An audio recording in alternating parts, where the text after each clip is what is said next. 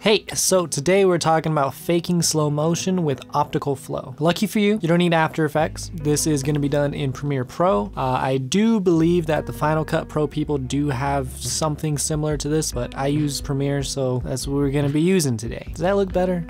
Maybe, I don't know. I got the Sony a6400 for two reasons. One, it did 4K, but that might not matter as much. 4K isn't like a deal breaker. You can get by with 1080p. Number two, it could do 120 frames per second in slow motion. This is really hard to replicate. You might have to use plugins like Twixtor, which, let me see. Oh my God. This thing is $330 to $600 if you want the Pro version. Oh my God. Yeah, you have to use very expensive plugins, but we're not gonna do that today. You know, with the latest update of Premiere Pro, we now have the ability to fake slow motion. But let's go over slow motion first really quickly. A majority of cameras will have access to 24 frames per second or 60 frames per second. Anything above 24 frames per second can be used for slow motion. All that means is how many frames the camera is catching every single second. So if you have 24 frames per second and then you're playing it back at 24 frames per second, you know, that's just this. If you have 60 frames per second, you can obviously play it back in 60 frames per second. It's gonna look the same as normal. It might be a little smoother, but what you can do is you can actually take that 60 frames per second footage and throw it in a 24 frames per second timeline. Now what you're essentially doing is you're stretching that footage and it's like half the speed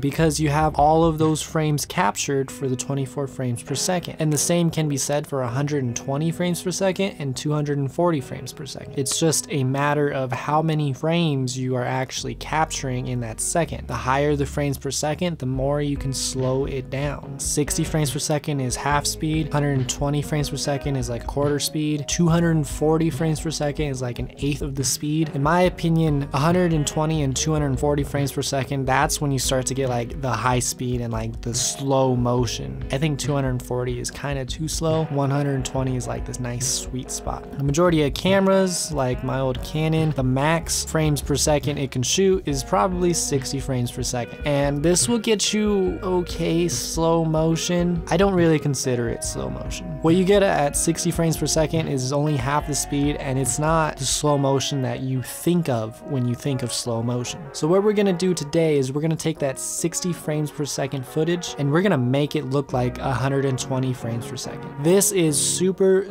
simple. It literally takes 2 seconds. Why do you need these extra frames in the first place? Why can't I just take the 24 frames per second footage, slow it down to half speed, and just use it that way? Well, this is what that's gonna look like. When you're doing it this way, you're literally taking the single frames that your camera captures and doubling the length of them. As you can see, when I click through this footage, it takes me 2 clicks to get to the next frame, and that's why it looks choppy in the first place. Okay, so the name of the game is Optical Flow. We're gonna take this footage filmed at 60 frames per second and we're gonna slow it down. The way that I like to do this is I just right click and go to speed. I'm gonna go to 50% speed. Okay, so now we can watch that back and it's gonna be choppy. It's not gonna look good at all. But now what we gotta do to fix this is where the magic happens, is we gotta right click again and go up to time interpolation. You can do this while you're changing the speed, but you know, for the video. So we're gonna go to time interpolation, Optical Flow, and your computer is gonna have to think.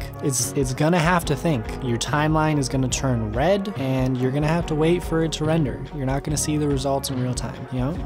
5, 10, 30 minutes later, depending on your computer, we can see the results. I'll put them side by side right here for you. The choppiness is gone and it looks really good. It looks like slow motion. It looks like we filmed it at 120 frames per second. So that's it. If you want to stop right there, you know how to do it. But let's get behind it just a little bit. So how does Optical Flow work? It's very simple. So you know how earlier I said once you just slow down some footage, it extends the length of that single frame? Now what Optical Flow is doing, it's not extending the length of that frame. It's looking at the frame before and the frame after, and it's using an algorithm to find the frame in between. So it's actually creating more frames for your footage. That's why it looks smooth and that's why it looks natural.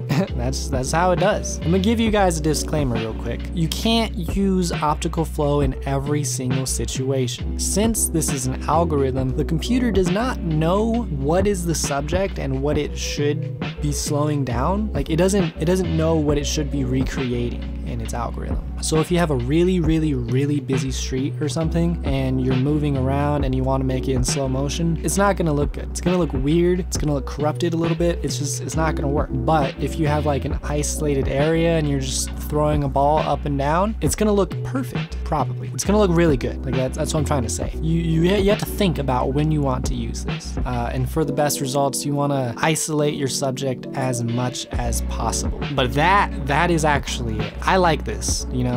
This is the kind of stuff that just gives you more creativity, and it lets you do more. It does. It lets you do a lot more. Let me know if you use Optical Flow. Have you heard of it before? What camera are you using? Let's have a conversation in the comments below.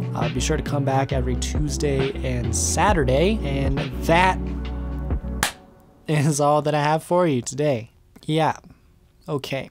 Have a great night or morning or time of day. Okay, cool. Yeah, all right.